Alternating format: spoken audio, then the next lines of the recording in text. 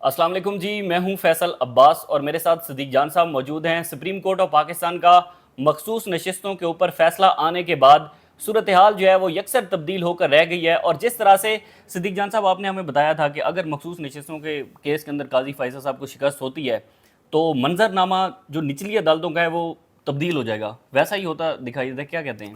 دیکھیں، آج بہت زیادہ سوشل میڈیا پہ بات ہو رہی ہے کہ لاہور میں جو ATC کورٹ ہے وہاں سے اعجاز چودھری صاحب، عمر سرفراز چیمہ صاحب اور یاسمین راشد صاحبہ کی کچھ بیلز ہوئی ہیں، اور آج سرگودا کا بھی آ رہا تھا کہ وہاں بھی ATC سے عمر ایوب صاحب اور ملک احمد خان بھچر صاحب جو ہیں وہ بری ہوئے ہیں، یعنی ایک جگہ بیلیں ملی ہیں، ایک جگہ بری ہوئے ہیں۔ اب ظاہر ہے آپ کو پتہ ہے آج ہم سارا دن صنم جاوید والے کیس میں بزی تھے اور بالکل ہم اس کی تفصیلات تو نہیں لے سکے، لیکن سوشل میڈیا پہ بہت زیادہ بات ہو رہی ہے۔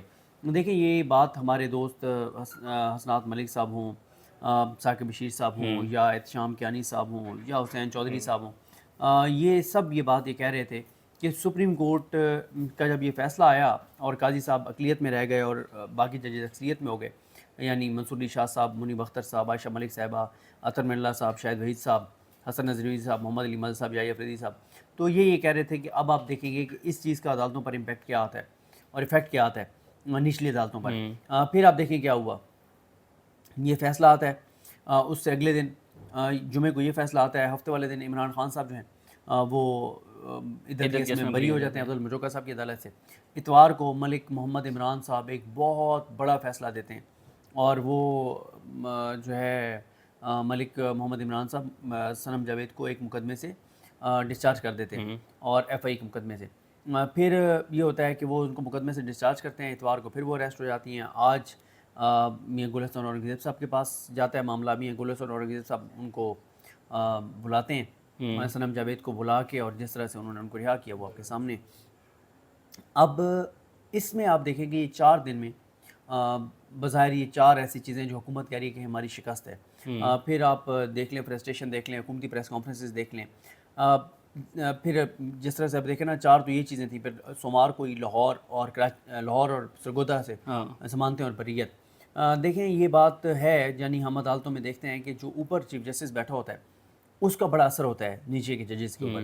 مثلاً بہت سے لوگ یہ کہتے ہیں کہ پشاور ہائی کورٹ یہ 5 ججز نے کیسے یہ فیصلہ دیا تھا کہ الیکشن کمیشن کا فیصلہ ٹھیک ہے کہ مخصوص نشستیں جو ہیں وہ نون لیگ اور پیپلز پارٹی کو ملیں گی، PTI کو نہیں ملیں گی۔ اچھا، اس کی کیا وجہ ہے؟ دیکھیں، اس کی وجہ یہ ہے کہ آپ کو یاد ہوگا کہ جب لاہور ہائی کورٹ کے علی باقر نجفی صاحب نے ایک الیکشن کمیشن نوٹیفیکیشن سسپینڈ کیا تھا الیکشن سے پہلے، جس میں یہ تھا کہ جو ROs ہیں وہ بیوروکریسی سے لیے جائیں گے، انہوں نے یہ نوٹیفیکیشن معطل کیا۔ معاملہ قاضی صاحب کے پاس آیا، لائیو پروسیڈنگ تھی، اور قاضی صاحب نے جج صاحب کے خلاف وہ آبزرویشنز دیں، یہاں تک کہ ریٹن آرڈر میں لکھوا دیا اوپن کورٹ میں، جو ڈکٹیٹ کروایا۔ یہ الگ بات ہے کہ جب پھر معاملہ گیا ریٹن آرڈر لکھنے کے لیے، ریٹن آرڈر جب جاری ہوا تو اس میں علی باقر نجفی صاحب کے خلاف وہ چیزیں نہیں تھیں۔ اب وہ لائیو پروسیڈنگ ڈیفینیٹلی کون سا ایسا ہائی کورٹ کا جج ہے جس نے نہیں دیکھی ہوگی؟ اب ہائی کورٹ کے جج جو میسج کیا کہ بھائی قاضی فیصل صاحب الیکشن کمیشن کے معاملے میں اسکندر سلطان راجہ کے معاملے میں بہت اچھی ہیں، وہ اسکندر سلطان راجہ کے معاملے پہ کوئی کمپرومائز نہیں کرتے۔ تو پھر کیا ہوا؟ ان 5 ججز نے اٹھا کے کہا کہ الیکشن کمیشن کا فیصلہ ٹھیک ہے، حالانکہ پہلی بار ہوا ہے کہ کسی کیس میں الیکشن کمیشن کے ایک ممبر نے اختلاف کیا، 4-1 سے وہ فیصلہ ہے۔ اب جب نظر آ گیا ہے نیچے کی عدالتوں کو، ڈسٹرکٹ جوڈیشری ہو یا ہائی کورٹس ہوں، 5 ہائی کورٹس ہوں، اور اچھا 5 ہائی کورٹس تو ہم کہہ رہے ہیں لیکن اسلام آباد ہائی کورٹ تو آلریڈی کھڑی ہوئی تھی اپنے وہاں پر۔ اب ہائی کورٹس کو، ڈسٹرکٹ جوڈیشری کو یہ میسج چلا گیا ہے کہ جناب قاضی صاحب کا آگے کوئی معاملہ نہیں ہے، ویسے عدالتی چھٹیاں شروع ہو گئی ہیں، آگے اب تمام ججز جوڈیشری دیکھے گی منصور علی شاہ صاحب کی طرف۔ اور منصور علی شاہ صاحب جو ہیں انہوں نے 6 ججز کے خط کے کیس میں بھی انہوں نے، آپ نے دیکھا تھا آبزرویشنز کیا تھی حکومت کے حوالے سے، پھر ان کا جتنے کاغذات نامزدگی مسترد ہوئے تھے وہ جو ان کے پاس کیسز لگے اس میں آپ نے دیکھ لیا ان کا پوائنٹ آف ویو کیا تھا، الیکشن کمیشن کے حوالے سے ان کا پوائنٹ آف ویو کیا ہے۔ تو میرا خیال ہے کہ اس میں واقعی اب چیزیں بہت ہی زیادہ چیزیں جو ہے وہ آپ کو بدلتی ہوئی نظر آئیں گی، اور چیزیں جو ہے وہ حکومت کے لیے جو ہے وہ کوئی اچھی نہیں ہے۔ اور اب دیکھیں نا کہ وہ جو مخصوص نشستوں والا کیس اس میں نظر ثانی میں بھی پتہ نہیں آج، کیونکہ میں نے آپ کو بتایا نا کہ ہم صنم جاوید والے کیس کے علاوہ کوئی چیز کور نہیں کر سکے، یہ بھی پتہ چلا کہ میاں صاحب شاید دوبارہ کالا کوٹ پہن کے جا رہے ہیں، اس طرح کی بات بھی چل رہی تھی ریویو کے لیے۔ تو حکومت لیکن جو کچھ عدلیہ کے ساتھ کر رہی ہے نا، یہ ان کو اس کی قیمت ادا کرنی پڑے گی، سیاسی قیمت، یہ عدلیہ کے ساتھ جو کچھ کر رہے ہیں، بار بار ہم یہ بتا رہے ہیں کہ 5 فیوچر کے چیف جسٹسز ہیں.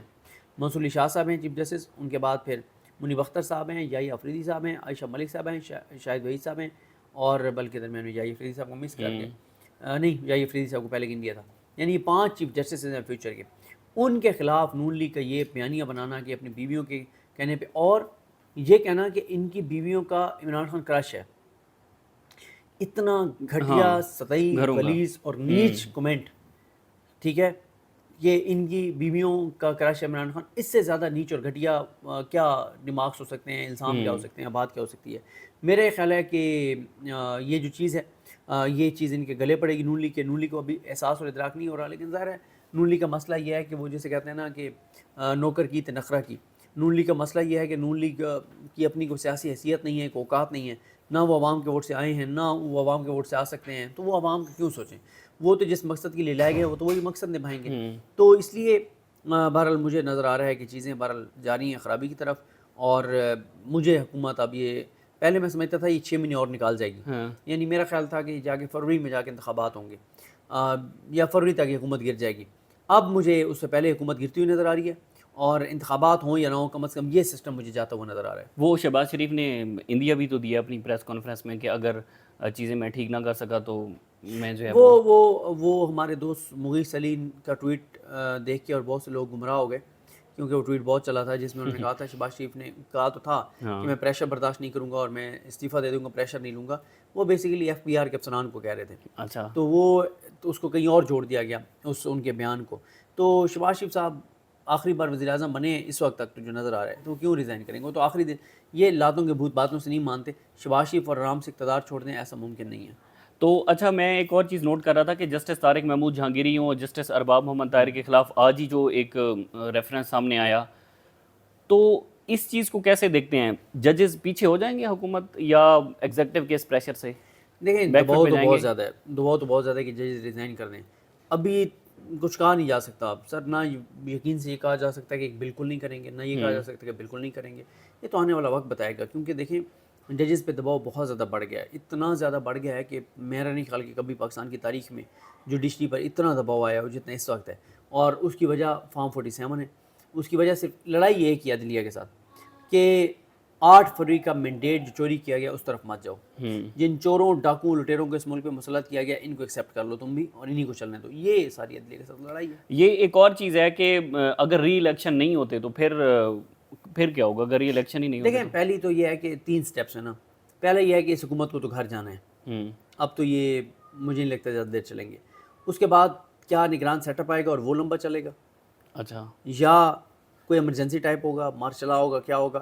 یہ ہو سکتا ہے کہ اس حکومت یہ گرے اور نگران سیٹ اپ آئے، اور وہی پھر نگران سیٹ اپ جو ہے وہ ذرا لمبے عرصے کے لیے کنٹینیو. نگران سیٹ اپ نے تو پہلے بڑی تباہی کی ہے، وہ انوار الحق کاکڑ صاحب ہوں تو بالکل. دیکھیں نگران سیٹ اپ کو اس لیے نہیں لایا جائے گا کہ وہ ملک کی ضرورت ہے، اس لیے نہیں لایا جائے گا، وہ کچھ اور مقاصد کے لیے لایا جائے گا. اب دیکھیں نا، نون لیگ اقتدار میں آئی ہے تو نون لیگ اقتدار اس میں اس لیے تو نہیں لائی گئی نا کہ عوام کو ڈلیور کریں گے، عوام کے لیے بھلا کریں گے، عوام کا فائدہ کریں گے، اس لیے تو نہیں کریں گے.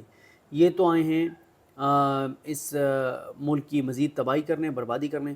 اور میں سمجھتا ہوں کہ اب کسی کو پاکستان کے مخالفین کو پاکستان کے خلاف سوچنے کی ضرورت نہیں ہے. یہ جو حکومت بیٹھی ہے یہی کافی ہے پاکستان کو کمزور کرنے کے لیے، پاکستان کو اس جگہ پہ لے جانے کے لیے جہاں پہ پاکستان کے دشمن لے جانا چاہتے ہیں نا. دیکھیں کیوں میں کہہ رہا ہوں، عوام بیزار ہے، مایوس ہے. بجلی کے بلوں کے حالات آپ کے سامنے ہیں، بے روزگاری آپ کے سامنے ہے، مہنگائی آپ کے سامنے ہے، انسرٹینٹی آپ کے سامنے ہے، انویسٹمنٹ آ نہیں رہی، کوئی ملک اعتبار کرنے کو تیار نہیں ہے. بجلی کے بلوں نے کمر توڑ دیا ہے، کسان پریشان ہے، تنخواہ دار طبقہ پریشان ہے، سرکاری ملازمین پریشان ہیں. بچ جب پہنچ جاتے ہیں. دیکھیں کوئی ایک شعبہ اور تو بتا دیں نا، جس کسی ایک شعبے کا بتا دیں کہ یار یہ شعبہ ٹھیک چل رہا ہے، اس میں بڑا حکومت نے ڈلیور کیا، کوئی ایک شعبہ تو بتا دیں. باقی عدالتیں اور حکومت آپس میں آپ کے سامنے ہیں کہ آمنے سامنے آ چکے ہیں، اور خدا نہ خواستہ کسی وقت بھی چنگاری بھڑکے گی تو چیزیں جو ہے وہ ہاتھ سے نکل جائیں گی. ٹھیک ہے، بہت بہت شکریہ. صدیق جان صاحب ہمارے ساتھ موجود تھے. آج ایک بڑا دلچسپ واقعہ مارکیٹ کے اندر ہمارے ساتھ پیش آیا. ہم گئے مارکیٹ کے اندر صدیق جان صاحب ایک پیکج کرنے کے لیے مہنگائی کے اوپر، بلوں کے اوپر اسپیشلی. تو وہاں پر ایک ٹیکسی ڈرائیور تھے، ان کے ساتھ ہم نے ڈسکس کیا تو ان کا کہنا تھا کہ وہ ٹیکسی چلاتے ہیں اور مہینے کے وہ میکسیمم 35 سے 40 ہزار روپے ارن کرتے ہیں. تو ان کے گھر کا بجلی کا بل آیا ہوا تھا 65,000. تو جب ہم نے انٹرویو لینے کی کوشش کی تو وہ اتنے مایوس تھے کہ وہ رونے لگ گئے بیچارے، ظاہر ہے۔ تو ایسی کوئی صورتحال جو ہے وہ ملک کے اندر اس وقت ایگزسٹ کرتی ہے۔ بہرحال مزید جو بھی تفصیلات ہوگی شیئر کرتے رہیں گے۔ اجازت دیجیے، اللہ حافظ۔